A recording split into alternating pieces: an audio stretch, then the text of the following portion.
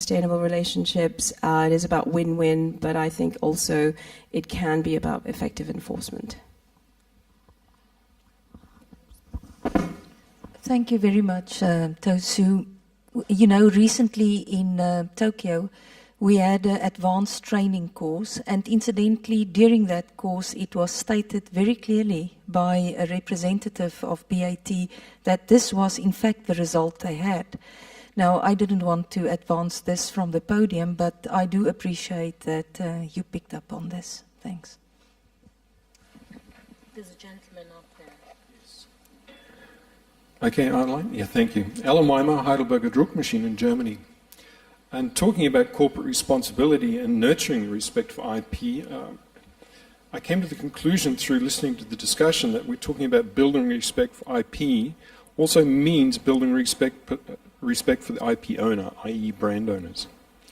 Now, in the face of counterfeiting, and that's what we're here all for, with the growing counterfeiting of goods that are posing health and risk safety to consumers, surely one of the largest corporate responsibilities or social responsibilities is making consumers aware of the dangers. But I don't see anything happening here.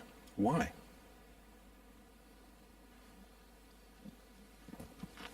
Okay, can I? Oh, sorry, I think there's probably, if you look at counterfeiting, one of the biggest challenges we have is that there's the 20% which you know are counterfeits. And people go out and make a conscious decision to buy a counterfeit, be it luxury goods or whatever. There's the other 80%, which is like the iceberg, it's under the water.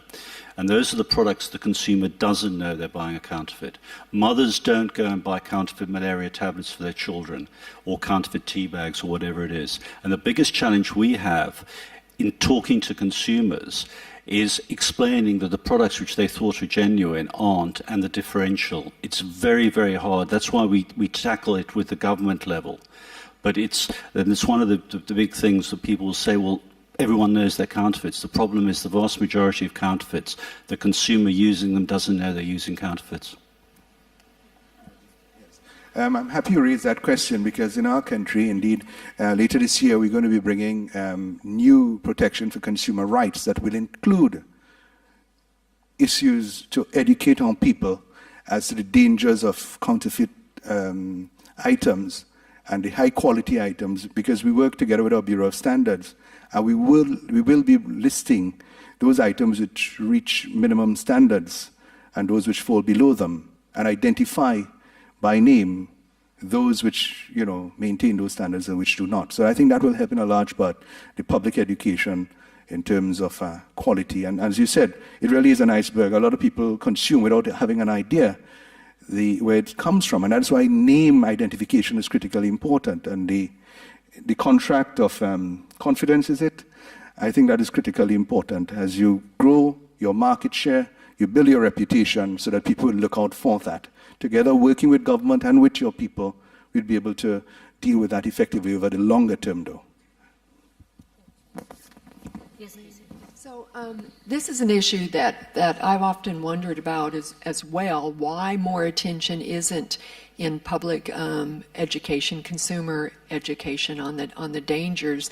But I also think, again, going back to, I think there's a inherent mistrust when the brand owners deliver that message. And I've often wondered why consumer organizations don't take responsibility or take the initiative for more public service announcements to really drive this issue. And again, it's not talking about one particular industry. It's industry, a number of different industries where the danger of counterfeit products is huge and is enormous, and yet we don't hear the warnings.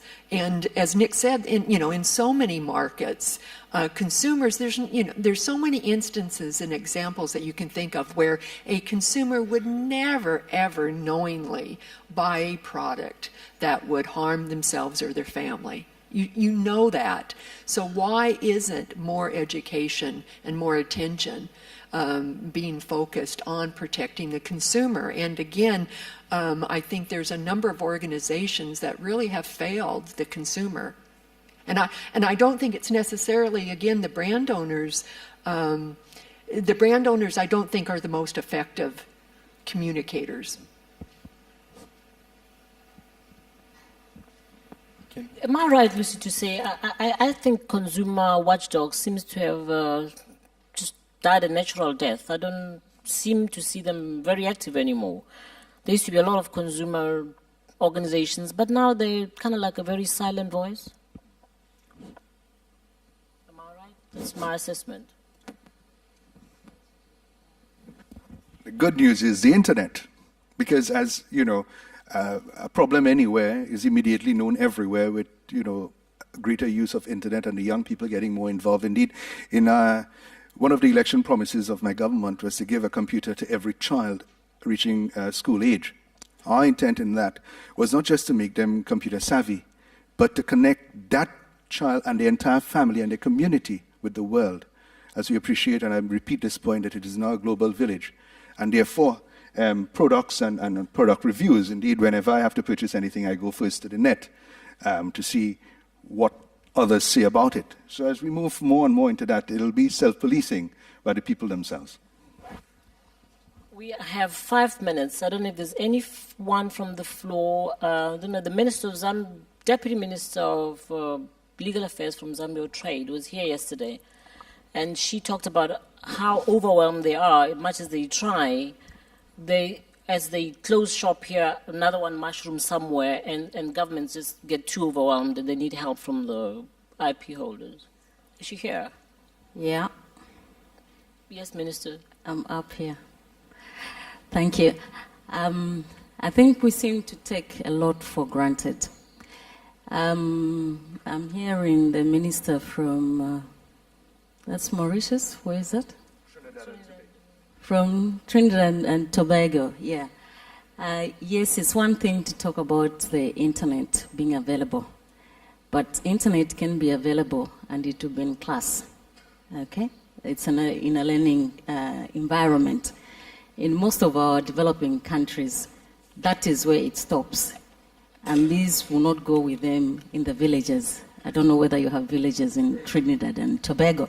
Where I'm coming from, we have villages. So if they have that exposure there, it ends there. It will be with the students, and it will not go out anywhere else. So it's a tall order to start thinking at a time when our people have to make a choice between what they have to have today and to start protecting rights of the people who have left it to the governments to do that themselves. So I think we need to have, we need to strike a balance. Yes, when you look at it, it's the developing market that is being fought for in terms of where are the goods going to be sold. So if we need to have the most education, you're talking about the consumer watchdog groups dying. Yes, they're dying because they have no one to support them. And they're not going to start being watchdogs when they cannot be given support, when the people over whom they have to do that do not have so much of a choice as to what it is they can get. Thanks, Minister. I think they're going to throw us out, but I'll ask Minister Prakash to have the last word, maybe. Is there another? I know. The Minister responds. Yeah. Let me just say, Sister, you're quite right. There is no substitute for having watchdogs, formal watchdog groups. However, that we anticipated that, and therefore the computers which we gave to our children, they are permitted to take it home with them, with internet access, and we're working now to give free internet access to every child and every home. So exactly the purpose for which it was intended, we will bear the fruit of that very shortly, I hope. Thank you. Thanks, Minister. I'm sorry. There are lots of hands, but we won't take your questions. I do apologize. We have no time left, so you'll be the last one.